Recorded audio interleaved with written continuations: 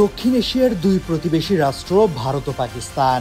নাম আলাদা, সীমান্ত আলাদা, ইতিহাসও একে অপরের বিরুদ্ধে। বিভক্তির পর থেকেই চলছে ঠান্ডা লড়াই, আর এখন সেই আগুন যেন আবার জ্বলছে পুরো শক্তিতে। কাশ্মীর, যুগ যুগ ধরে একটি নামেই কাঁপে দুই দেশের সীমান্ত, আর এবার সেই কাশ্মীরেই নিরীহ পর্যটকদের উপর বর্বর সন্ত্রাসী হামলা। ভারত সরাসরি আঙুল তুলেছে পাকিস্তানের দিকে। অভিযোগ, ইসলামাবাদ মদদ দিচ্ছে ক্রস বর্ডার টেরোরিজমে। পাকিস্তান অবশ্য সব দায় অস্বীকার করেছে, তবে কথার লড়াই যেন রীতিমতো যুদ্ধের ময়দানেই পৌঁছে গেছে। নয়াদিল্লি এরই মধ্যে পাকিস্তানি নাগরিকদের ভিসা বাতিল করেছে, সিন্ধু পানি চুক্তি স্থগিত করেছে, এমনকি সীমান্ত বন্ধের কথাও বলছে। পাল্টা হুমকিতে পিছিয়ে নেই ইসলামাবাদও।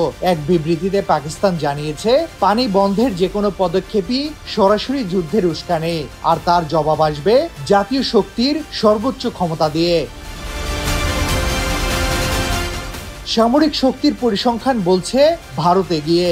গ্লোবাল ফায়ার পাওয়ারের 2025 রিপোর্ট অনুযায়ী ভারত এখন বিশ্বের চতুর্থ সামরিক শক্তি।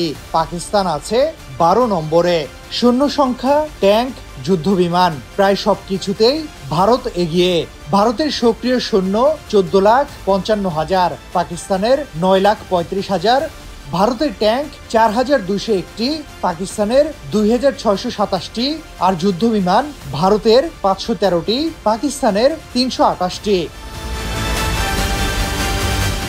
কিন্তু সবকিছুকে ছাপিয়ে আছে একটি বিষয়, পারমাণবিক অস্ত্র। যুক্তরাষ্ট্রের গবেষণা সংস্থা ফেডারেল অফ আমেরিকান সায়েন্টিস্ট বা FAS বলছে, ভারতের হাতে 180টি পারমাণবিক বোমা আর পাকিস্তানের কাছে 170টি। মানে একবার যুদ্ধ শুরু হলে শেষ কোথায় গিয়ে ঠেকবে কেউ জানে না।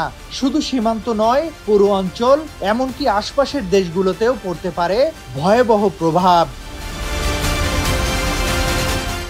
যুদ্ধ হলে কারা জিতবে সেটা বড় প্রশ্ন নয়, বড় প্রশ্ন হলো কারা বাঁচবে। শুধু সামরিক শক্তি দিয়ে যুদ্ধ জয় হয় না। মনোবল, অর্থনীতি, কূটনীতি সব মিলিয়েই নির্ধারিত হয় ভবিষ্যৎ। আর বর্তমান পারমাণবিক যুগে যুদ্ধ মানেই পরস্পরের নিশ্চিত ধ্বংস। রাজনৈতিক বিশ্লেষকরা বলছেন, যুদ্ধ নয়, শান্তিই হোক উপমহাদেশের পথ। শক্তি দিয়ে নয়, সংলাপ দিয়ে সমস্যার সমাধান হোক। না হলে এই আগুনে পুড়বে শুধু ভারত পাকিস্তান নয়, গোটা বিশ্ব। তৌহিদ হাসান, সময়ের আলো।